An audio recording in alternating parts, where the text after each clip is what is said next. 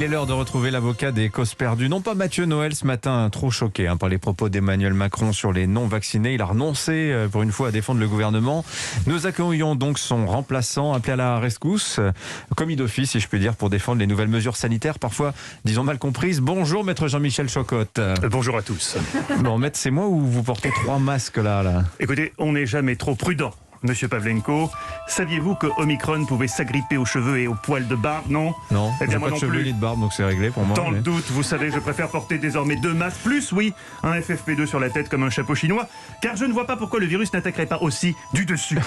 Et puis, j'en ai un 4e, positionné dans une zone plus intime. Ça, c'est Olivier Véran qui m'a dit, tu vas à Europe 1, tu vas voir Pavlenko, fais gaffe, il cache de moins en moins ses penchants, et c'est vrai, j'ai écouté hier. Je dis les Bogdanov, qu'est-ce qu'ils étaient beaux quand ils étaient jeunes.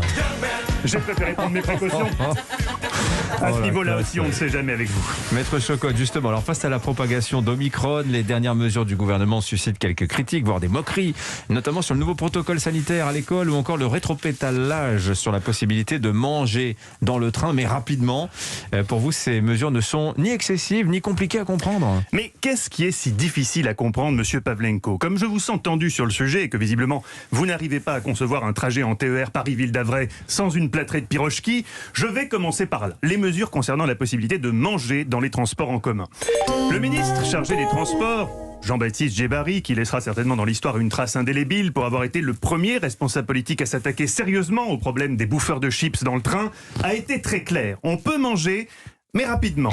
Et deuxième condition, si vous avez un besoin impératif de boire ou de manger. C'est-à-dire que si vous êtes un robot, par exemple, ou une plante grasse, vous n'avez pas le droit. Mais si vous êtes un être humain, biologiquement doté d'un estomac, et sous réserve bien sûr de pouvoir présenter un QR code justifiant votre besoin impératif de boire ou de manger au moment M, alors oui, vous pouvez retirer votre masque et manger rapidement un jambon beurre. Mais bon, c'est vrai, c'est très simple. Mais maître Chocotte, qu'est-ce que ça veut dire rapidement? Comment on définit un besoin impératif? Là, on a besoin de l'expertise juridique. Avouez que c'est un peu ubuesque Mais tout ça. c'est bête comme chou. Monsieur Pavlenko, le contrôleur passera dans le wagon et au moment de vérifier votre titre de transport, il vérifiera également votre IMC. Si vous avez un indice de masse corporelle normale, c'est-à-dire situé entre 18 et 25, vous aurez 3 minutes pour manger. Si en revanche vous avez eu la main un peu lourde sur le foie gras mi-cuit durant les fêtes et que le contrôleur s'exclame C'est un gros lard. c'est qu'il aura détecté un IMC supérieur à 25, vous aurez alors seulement 2 minutes pour vous restaurer.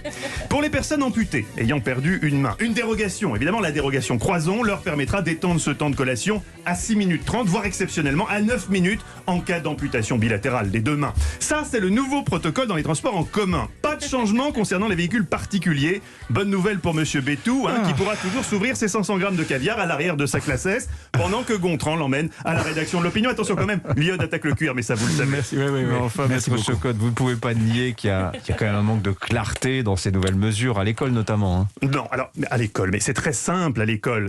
On a juste changé les règles de contact tracing du protocole sanitaire en autorisant les plus de 12 ans vaccinés à rester en présentiel sous condition de réaliser un PCR à J+0, puis 2 autotests successifs à J+2 et J+4, sachant que les élèves ayant déjà eu la Covid devront eux réaliser 3 tests sur 4 jours. Je retiens 2, je porte 3 à la puissance 9 x 12, que je multiplie par pi au carré, le compte est bon. Même vous, qui n'avez pas fait maths sup, vous avez presque réussi à l'expliquer à vos auditeurs avant-hier. En fait, c'est que s'il y a un cas positif dans une classe, tous les gamins doivent se faire tester à la pharmacie. Et la pharmacie leur donne 2 tests, 2 autotests à faire à J+2 et J+4. En fait, c'est pas du tout ça. Non, la seule question qu'on n'a pas résolue, c'est de savoir ce qui se passe si un élève de 12 ans testé positif à J+4 mais pas à J+2 et dont l'IMC est de 19 décide de s'ouvrir une boîte de Pringles sur la ligne 7 alors qu'il descend en 3 stations. Pas bien ça. Est-ce qu'il a le temps de manger rapidement? Tout dépend du nombre de mains qui lui reste.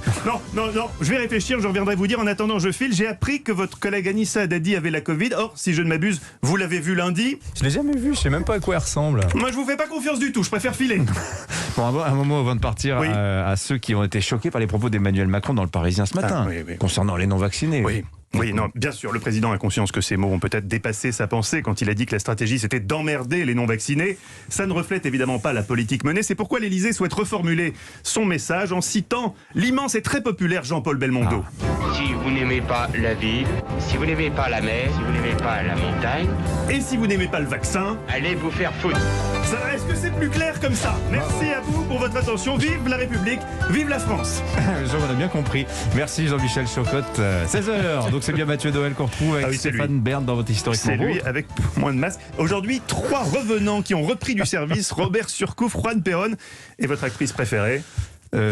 Brigitte Lahaye. Oui, c'est ça. exactement, vous l'avez dit. Voilà, c'est ça. C'est Ouais, je vous ai lu. Ça vous va très bien ce Oui, petit chapeau. faut que j'en mette la main. Avec le masque qui tombe sur les yeux au moment où il parle. FFP2 c'est sur les très cheveux, drôle. très Ouais. très pratique, Contre les très attaques efficace. du dessus, on a bien Exactement, compris. il arrive de partout. Merci Mathieu Noël, 7h47.